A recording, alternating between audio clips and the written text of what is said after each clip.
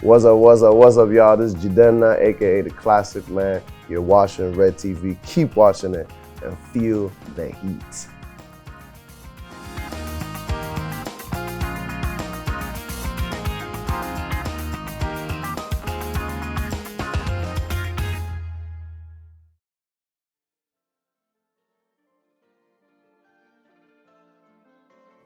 My name is Jidenna.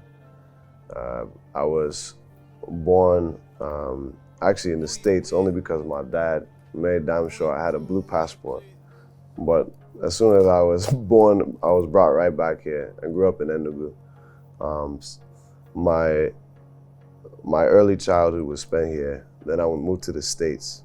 And that journey between two continents is pretty much what's defined me as a man and as an artist. I started my career as a baby. As soon as I came out the womb, I started singing. I mean, that's the truth. We all wail when we come out. I think that first sound is the most innocent and pure sound. And when you grow up to be an artist, your goal is to try to get back to how you were as a baby. The beautiful thing about these times is that Afro pop, Afro beats, everything, and every subgenre of it is naturally moving across the world. It's already moved obviously through Europe, Middle East, Asia, but now it's crossing over to the US, slowly but surely. It's like a year and a half behind. So like Joanna is like still like new in the States.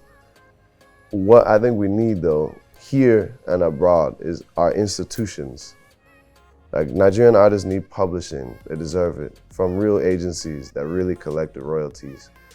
We need real executive directors and management to go and attorneys to go to the States or UK and negotiate real deals that are worth the artists that go there. I tell a lot of my friends, I'm not gonna name them, like, you don't necessarily need this deal. I know why you want it, but you need to do like the Latin artists. The Latin artists move very differently because they move as a mob with an institution. And I think that's what we actually need to do. The music will take care of itself. Africa is now the thing to be. Like, everybody wants to be African. So I'm not worried about that. I'm worried about our institutions.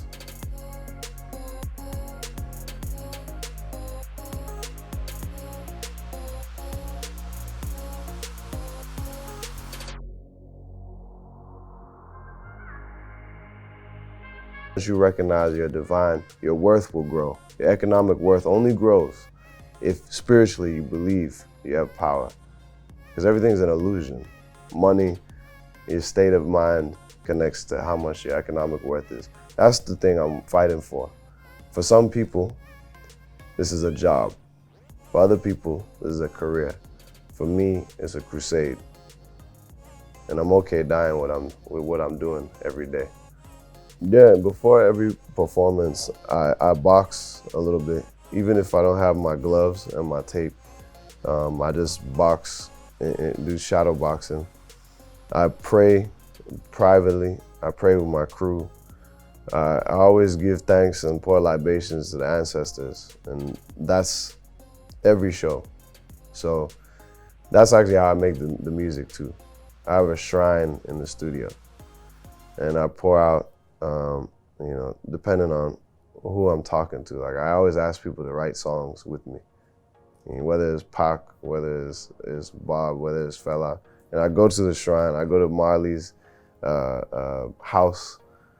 I take it very seriously, the idea that music is a spiritual thing. So those are what my rituals are: before the show, after the show, in the studio.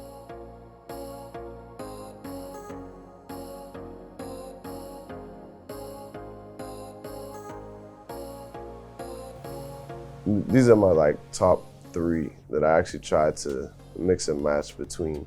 So Fela, Prince, and Bob Marley, those were the gods.